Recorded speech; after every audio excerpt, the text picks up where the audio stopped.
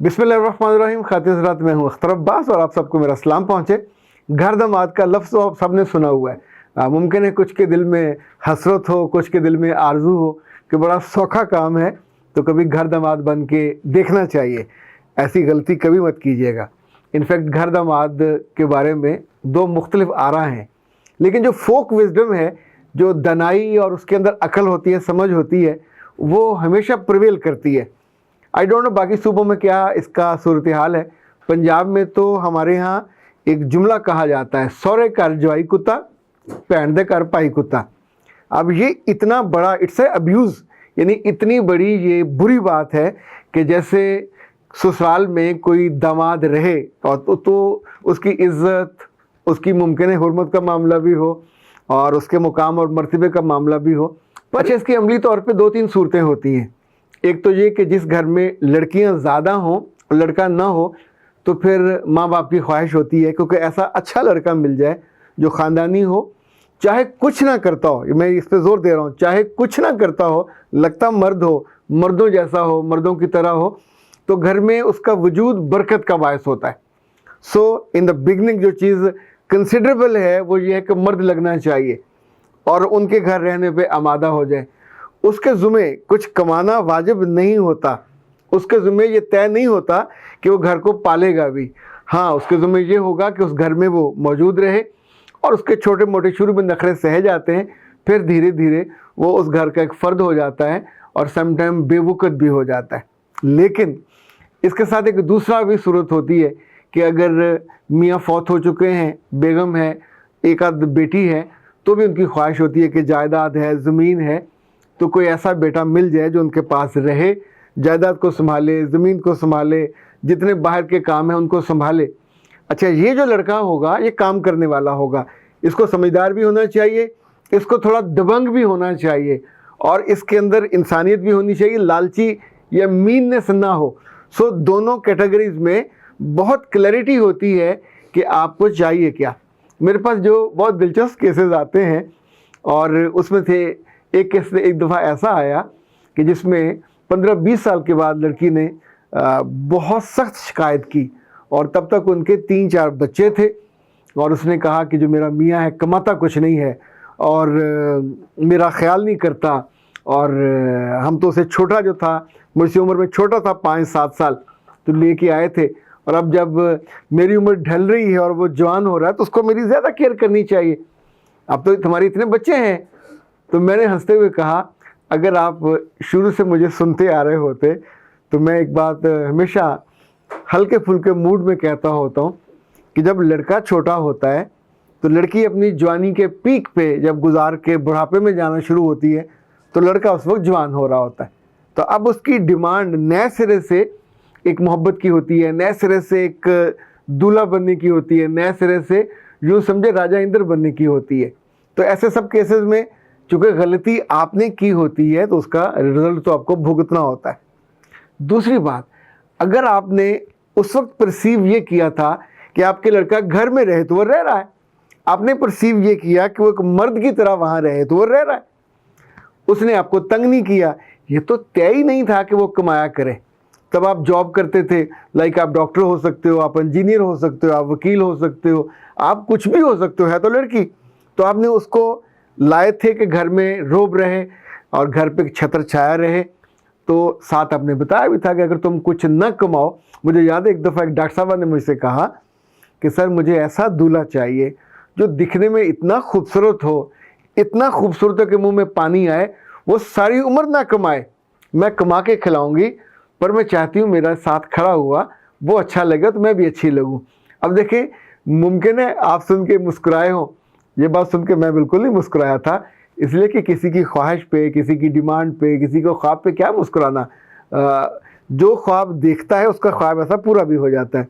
उस लड़की की भी शादी हो गई और उसे एक ऐसा ही लड़का मिल गया जो खूबसूरत भी है, दिखने में भी, बोलने में भी, ख्याल करने में भी, होपफुली उनकी ज़िंदगी अच्छी चलेगी। ओके, तो हम घर दामाद की बात कर रहे थे। घर दामाद जब भी किसी ने रहना हो तो उसमें 2-3 कॉम्प्लिकेशंस भी हैं, ये भी सोच लीजिए। इसलिए कि घर दामाद होले होले फिर ये चाहता है कि उस घर में उसको बेटे की तरह ट्रीट किया जाए। मर्द की तरह ट्रीट किया जाए, उसको इंडिपेंडेंस भी हो, उसकी फेस सेविंग भी हो, उसकी स्पेस भी हो। सारी चीज़ें एक इकट्ठे पैकेज में नहीं मिला करती। इसमें से एक चीज़ ज़रूर मिस होगी।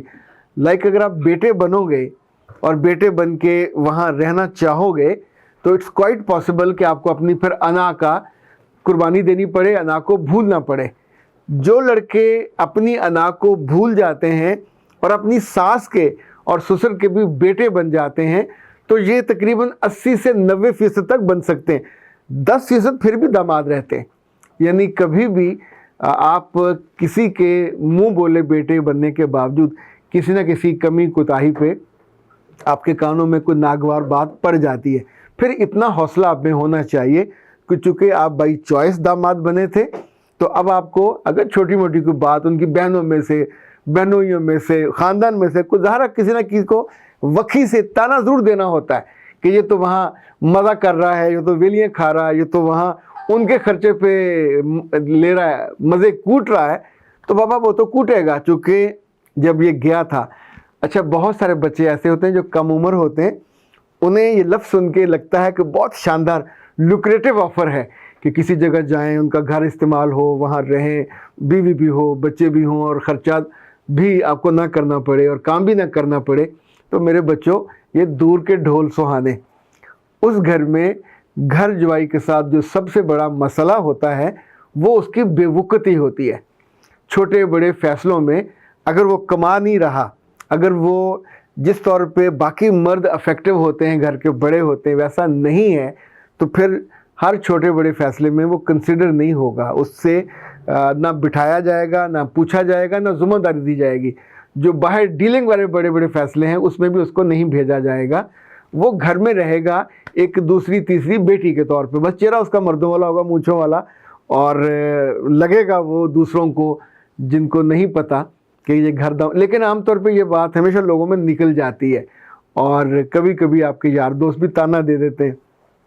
उसको जो जो सहूलतें वहाँ से मिलती हैं वो बिल्कुल जैसे ख़वातीन को ससुराल में सहूलतें मिलती हैं और सास और ससुर और मियाँ कभी नाराज़ हो जाए तो ये ज़ालिम उन सहूलतों की रस्सी को खींच भी लेते हैं।